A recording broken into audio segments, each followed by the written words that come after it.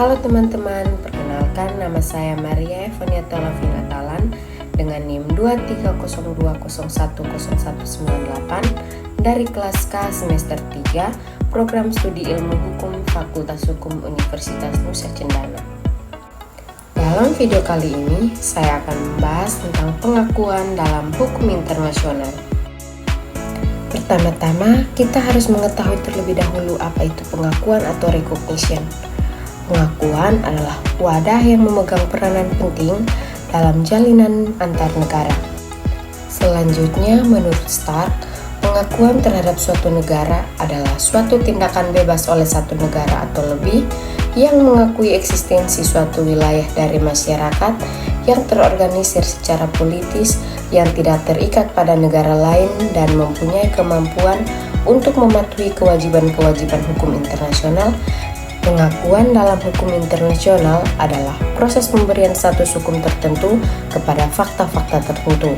Pengakuan negara adalah pengakuan bahwa suatu kesatuan yang lahir diakui telah memenuhi persyaratan yang ditentukan hukum internasional sebagai negara, sehingga diakui pula sebagai pribadi dalam hukum dan masyarakat internasional.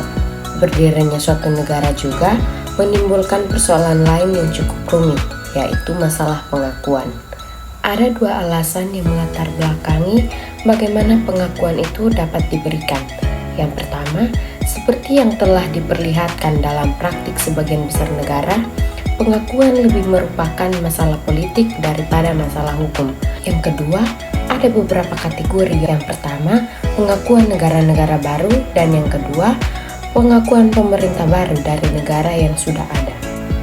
Selanjutnya, ada dua teori pokok dalam pengakuan. Yang pertama, teori konstitutif, artinya hanya dengan pengakuanlah yang menciptakan status kenegaraan atau yang melengkapi pemerintahan baru dengan otoritasnya di lingkungan internasional. Yang kedua, teori deklarator, yang artinya status kenegaraan atau otoritas pemerintahan baru telah ada sebelum adanya pengakuan dan status ini tidak bergantung pada pengakuan. Tindakan pengakuan semata-mata hanya pengumuman resmi terhadap situasi fakta yang telah ada. Yang berikut, ada dua kategori pengakuan dalam hukum internasional. Yang pertama, pengakuan berdasarkan cara yang dilakukan, yaitu tindakan pengakuan secara tegas dan tindakan pengakuan secara tidak tegas. Yang kedua, pengakuan berdasarkan bentuk yang dilakukan, yaitu pengakuan de jure dan pengakuan de facto. Pengakuan terhadap pemerintahan. Pengakuan terhadap suatu negara tidak ada hubungannya dengan pengakuan terhadap suatu pemerintahan. Apabila pemerintah dari suatu negara menolak memberikan pengakuan terhadap suatu perubahan dalam bentuk pemerintahan negara lain, maka hal ini bukan berarti menghapuskan pengakuan terhadap status kenegaraannya. Terdapat beberapa teori tentang pengakuan terhadap pemerintahan baru.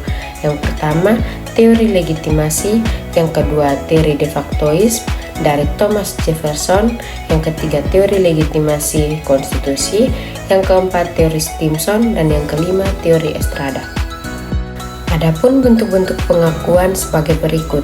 Yang pertama, pengakuan negara baru, yang kedua pengakuan pemerintah baru, yang ketiga pengakuan sebagai pemberontak atau beligerensi, yang keempat pengakuan hak teritorial dan situasi internasional baru.